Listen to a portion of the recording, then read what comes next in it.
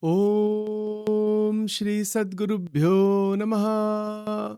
Om Shri Paramagurubhyo Namaha. Om Shri Umamaheshwara Swamine Namaha. Om Ganganapate Namaha. Om Ganganapate Namaha. Om Ganganapate Namaha. Om Shri Hanumate Namaha. Welcome to Nitya Satsang. Today is the 18th of December 2024. I want to offer my prostrations to all the great sages and to Bhagavan residing in the heart of all beings. We'll just do a quick 10-minute, 8 to 10-minute talk, and then we'll stop here for today. Just running a little behind. First of all, as we are continuing to examine Upanishads, and we're continuing to examine Vivek Chudamani, Advaita Vedanta, just a couple of points to remember about the Guru Shishya Parampara.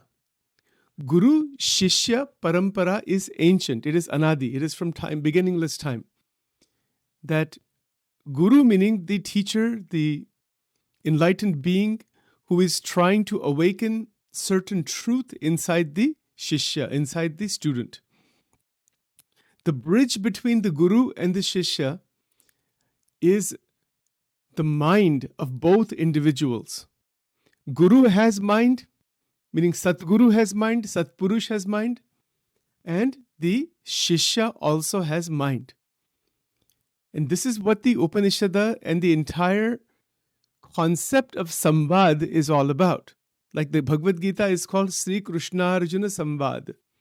Samvad means that there is an enlightened being, there is a person who is not fully awakened, and as a result of that, there is a Samvad, there's a question and answer where the student, the Shishya, the disciple, is asking questions for one's own growth and one's own liberation. This is called Samvad. So the teacher is filled with compassion, grace, karuna, love, affection, and is imparting the divine knowledge.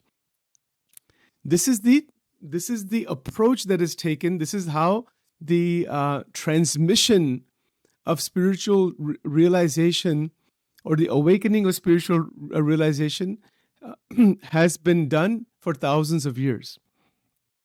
Now we will see that the minds of both individuals link together. The difficulty that most people have in spiritual path is that they hang on to their own mind in terms of its own ajnan, in terms of its own function, its own desires and whatnot. But it doesn't align 100% with the fully enlightened saints. So when we align our manovritti 100% with the manovritti of the enlightened being, moksha begins to open up. That is moksha. That is liberation. Our manovritti doesn't align 100%. And see, this is the trouble. Why it doesn't align 100%? Many reasons, but primarily is because we don't want to align it. That's why we want to maintain what we want. Which, that's that. That's what that is. But when a sadhak, a mumukshu, a bhakta, 100% aligns through shraddha, that yes, this is what for example, Sri Krishna is saying, 100% is correct. You believe it, know it for sure. Then it aligns, and then one makes one's life that way, mind that way, senses that way. So the truth begins to shine from inside. It is the Atma Darshan, Paramatma Darshan, that begins to happen because of the alignment with the words of the Sadguru. See, even in the New Testament, you know what Jesus has said? Jesus said, I am the truth, I am the light, I am the way. Nobody cometh to the Lord except through me. He said that in the Bible, So what does he mean? One of the interpretations is that those who were in front of him at that time, he says, you come to me directly. I'm telling you what it is, explaining it to you. Then it's up to you to handle that and understand that. You see, so it's like that. Bhagavan Krishna is saying the same thing. He's saying that you come to me. Mayi aveshamano emam nitya yukta upasate. You come directly to me, and I'll take care of everything. But come to me means what? Is it just a physical going? Oh, it's much more than that. It is an internal abiding in through the mental mechanism, through our bhavana, through our body, mind, senses. It is abiding in the words at the feet of the Lord or a great sages. See, Upanishad means what? Upa means to go near, to sit at the feet, to sit at the shelter, to get shelter from the enlightened sages. That is called Upanishad. And that is how the progression towards Brahma Vidya is going to happen. Otherwise the human being is afflicted by Kam, Krodh, Lobh, Moha, Matsar, Asha, Trishna, Irsha, Ahankar, etc. It's a continuous affliction. That affliction doesn't just go away. It cannot go away until the medicine of Brahma Vidya is given by the great sages. They are doctors, but they're not doctors of physical body as such. They could be, but they're not necessarily.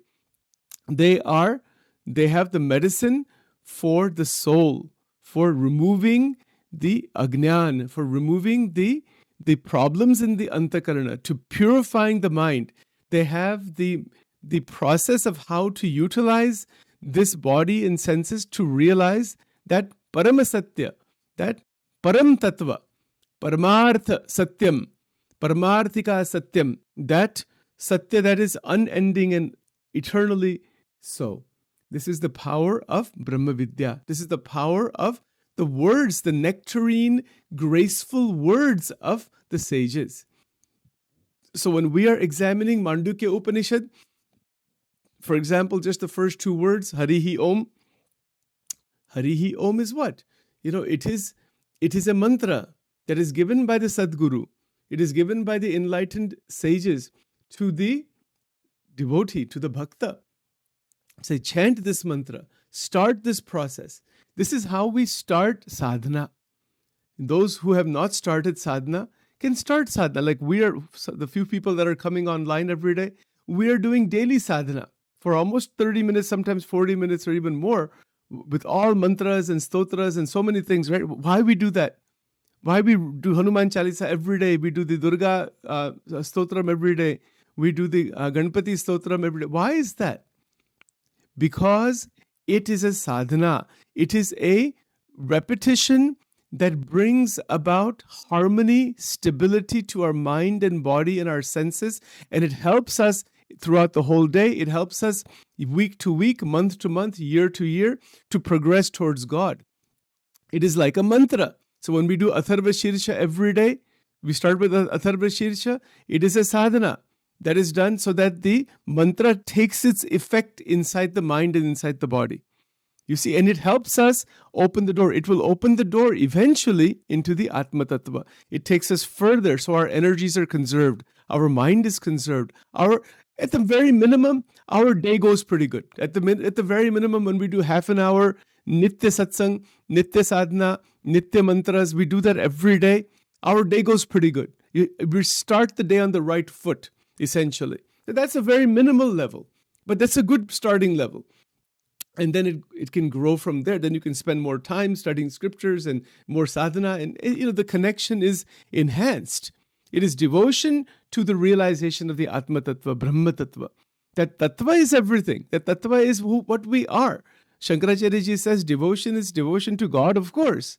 Saguna Brahman. But devotion also towards the Atma Tattva, the Nirguna Tattva. So in Advaita Vedanta, the Sagun and Nirgun is described that way. That we have a dualistic worship that is Saguna Brahman. And then we have the non-dualistic realization that is Nirguna Brahman. Nirgun meaning beyond the mind. That's really all that means for our purposes here. Right? So these are just some basic review points. Very interesting, very important. And we can just try to evolve one step at a time, one day at a time.